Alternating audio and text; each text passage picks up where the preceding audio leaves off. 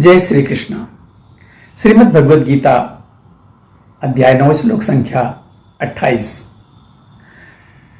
शुभाशुभ फलैरेवं मोक्षैसे कर्म बंधनै संन्यास योग युक्तात्मा विमुक्तो मामुपैस्यसि। भगवान कहते हैं कि इस तरह तुम कर्म के बंधन तथा इसके शुभाशुभ फलों से मुक्त हो सकोगे। इस संन्यास योग में अपने चित्त को स्थिर करके तुम मुक्त होकर मेरे पास आ सकोगे। गुरु के निर्देशन में कृष्ण भावनामृत में रहकर कर्म करने को युक्त कहते हैं।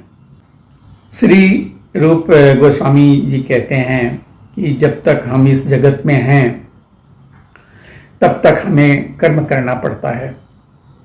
हम कर्म करना बंद नहीं कर सकते।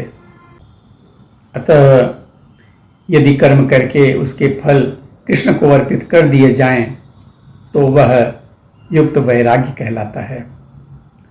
वस्तुतः संन्यास में स्थित होने पर ऐसे कर्मों से चित्त रूपी दर्पण स्वच्छ हो जाता है और कर्ता ज्यों ज्यों क्रमशः आत्म साक्षात्कार की ओर प्रगति करता जाता है त्यों त्यों परमेश्वर के प्रति पूर्णतया समर्पित होता रहता है। अत्यो अंत में वह मुक्त हो जाता है और यह मुक्ति भी विशिष्ट होती है। इस मुक्ति से वह ब्रह्म ज्योति में तदाकार नहीं होता अपितु भगवत धाम में प्रवेश करता है। यहाँ स्पष्ट उल्लेख है, वह मेरे पास आता है अर्थात मेरे धाम वापस आता है। मुक्ति की 5 विभिन्न अवस्थाएं हैं और यहाँ स्पष्ट किया गया है कि जो भक्त जीवन भर परमेश्वर के निर्देशन में रहता है वह ऐसी अवस्था को प्राप्त होता है जहां से वह शरीर त्यागने के बाद भगवत धाम जा सकता है और भगवान की प्रत्यक्ष संगति में रह सकता है। जिस व्यक्ति में अपने जीवन को भगवत सेवा में रत रखने के अतिरिक्त अन्य कोई रुचि नहीं होती वही वास्तविक सन्यासी है। ऐसा व्यक्ति भगवान की परम इच्छा पर आश्रित रहते हुए अपने को उनका नित्य दास मानता है। अतः वह जो कुछ करता है भगवान के लाभ के लिए करता है। वह जो कुछ करता है भगवान की सेवा करने के लिए करता है। वह सकाम कर्मों या वेद वर्णित कर्तव्यों पर ध्यान नहीं देता।